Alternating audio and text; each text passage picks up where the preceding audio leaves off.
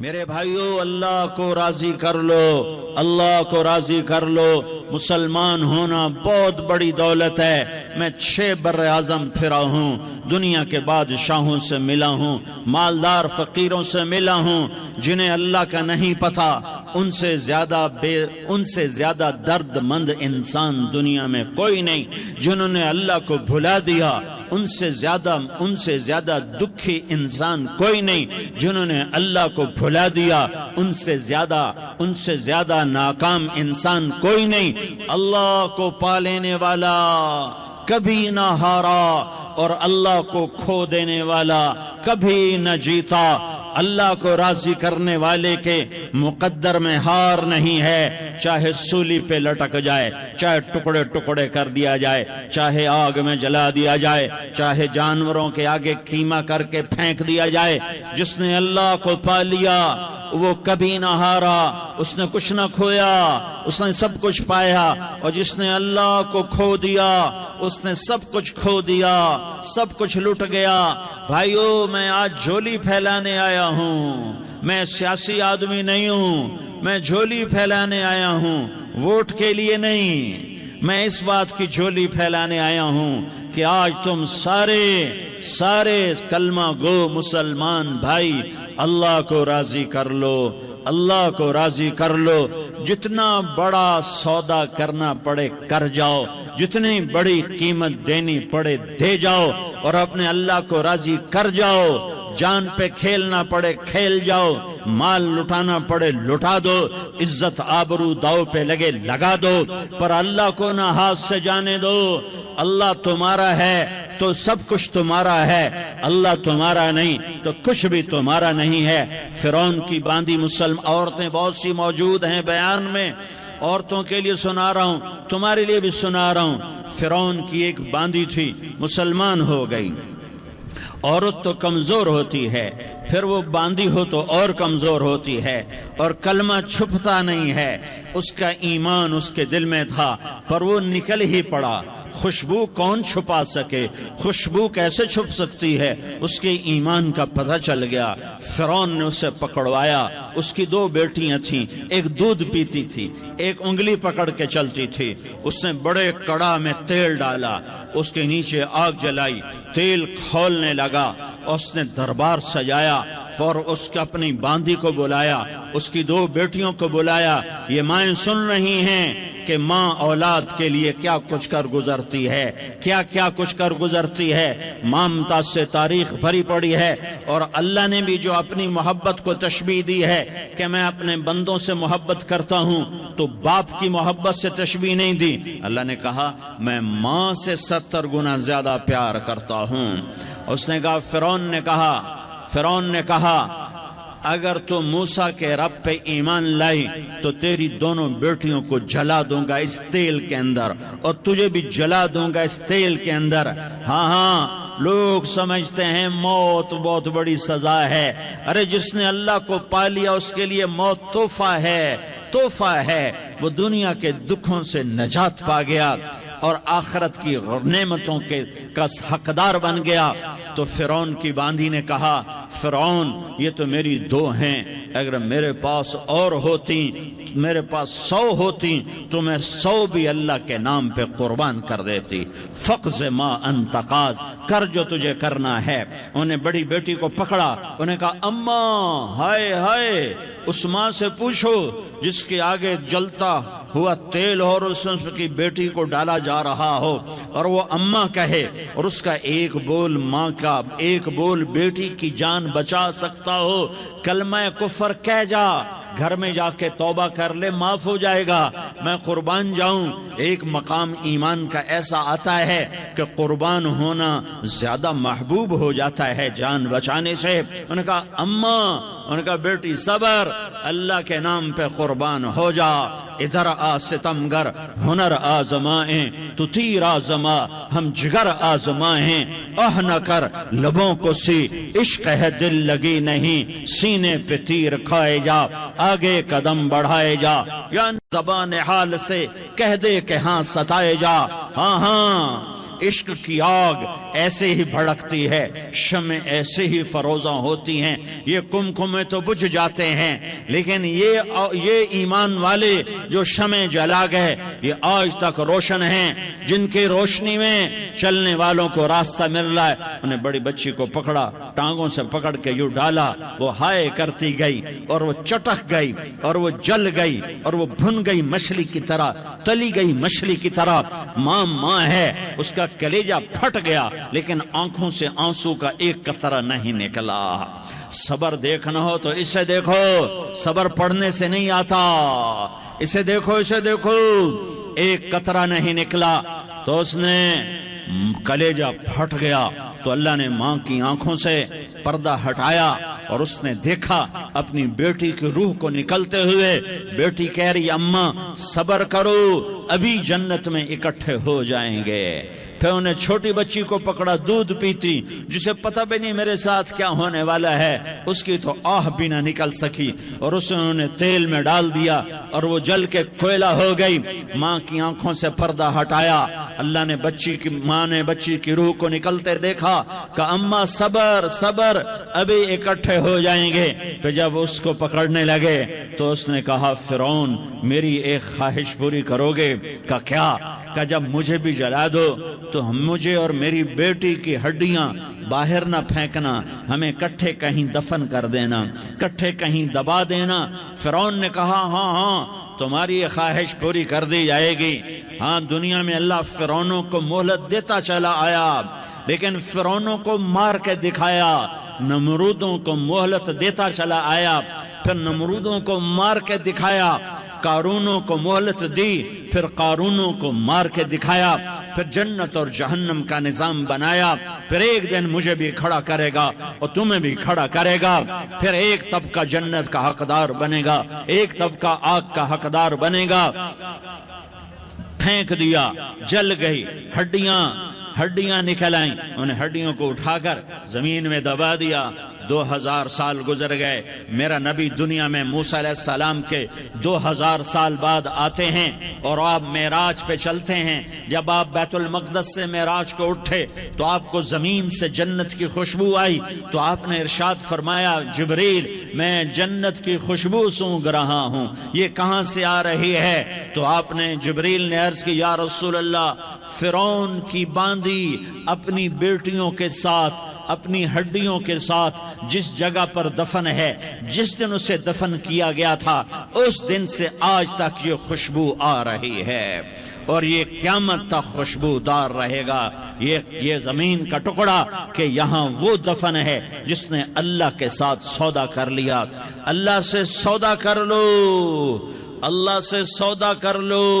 یہ سودا حسین نے کیا اللہ کے ساتھ، ایک سودا یزید نے کیا، اس نے خون بہایا، اس نے ظلم کیا۔ ارے ظالم کبھی ہرا نہیں ہوتا اور مظلوم کبھی خشک نہیں ہوتا، ظالم پہ کبھی بہار نہیں آتی اور مظلوم پہ کبھی خزاں نہیں آتی۔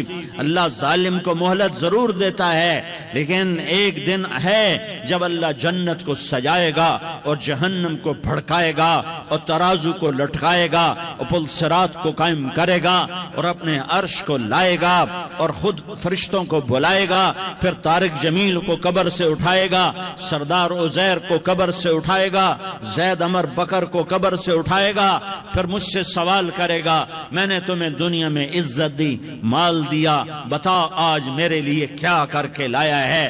بولو آج کیا کر کے لائے ہو؟ یا اللہ کی قیامت سے ٹکر لے جاؤ، یا اللہ کی جہنم کو پانی سے بجھا دو، یا اللہ کی جنت کو آگ لگا دو، یا قبر میں جانے سے انکار کر دو، یا موت سے لڑنے کی طاقت دکھا دو، یا یہ طرز زندگی چھوڑو جس نے ہمیں ہلاک کر دیا، اللہ کے سامنے رسوا کر دیا۔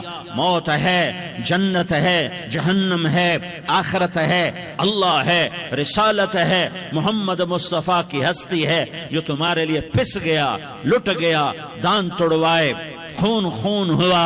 جاؤ چلو میرے ساتھ، میں تمہیں طائف کے پہاڑوں میں لے جاؤں اور میں تمہیں وہاں کھڑ کے سوال کروں، کاش طائف کے پہاڑوں کی زبان ہوتی تو وہ سب سے پہلے ہمیں تمہیں لان تان کرتا، ارے تمہیں شرم نہ آئی کہ تمہارا نبی تمہارے لیے خون و خون ہو گیا۔ اس کے 2 دفعہ آسمان کے فرشتے روئے ہیں، 2 دفعہ آسمان کے فرشتے روئے ہیں۔ ایک 4000 سال پہلے جب ابراہیم بوڑھا باپ 96 سال کی عمر اور 6 سال کا بچہ، اور حکم دیا جا رہا ہے دشمن کے گلے پہ چھری چلانا تو بڑا آسان ہے کہ انسان جب وحشی بن جاتا ہے، جانور بن جاتا ہے، سانپ بن جاتا ہے تو اسے ڈسنے میں کوئی آر نہیں ہوتا، اسے کاٹنے میں کوئی آر نہیں ہوتا، لیکن سامنے تو اسماعیل کھڑا ہے، 86 سال کی عمر میں بیٹا ملا اور باپ 92-94 سال کا بوڑھا ہو گیا، اور میرا رب کہتا ہے ابراہیم اسماعیل کی گردن پہ چھری چلا دے، میں دیکھنا چاہتا ہوں تو میرا ہے یا اسماعیل کا ہے، تیرے دل میں ہوں یا اسماعیل ہے؟ کہ میرے رب ہزاروں اسماعیل تجھ پہ قربان کر دوں۔ چھری اٹھائی، فلسطین سے چلے اور پہنچے مکہ مکرمہ، بیوی سے کہا بچے کو تیار کرا دو، سیر کرانے لے جا رہا ہوں۔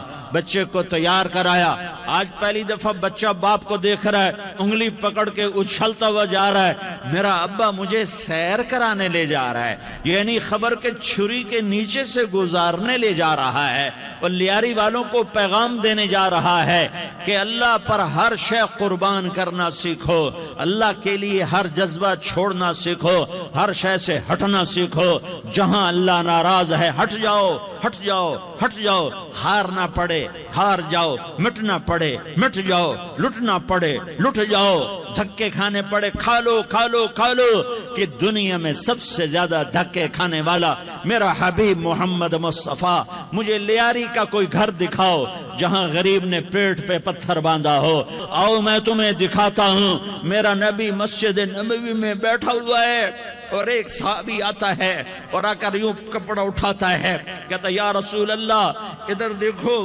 میں نے پیٹ پہ پتھر باندھا ہوا ہے، بھوک کی وجہ سے میں سیدھا نہیں ہو پا رہا، 2 جہان کا سردار، مقام محمود کا مالک، عرش فرش پر جس کے نبوت کے ڈنکے، محمد جس کا نام، احمد جس کا نام، طٰہٰ جس کا نام، یاسین جس کا نام، پیٹ سے کپڑا ہٹاتا ہے اور فرماتا ہے دیکھ میرا صحابی تیرے پیٹ پر 1 پتھر ہے، میرے پیٹ پہ 2 پتھر بندھے ہوئے ہیں، میرے پیٹ پر 2 پتھر بندھے ہوئے ہیں۔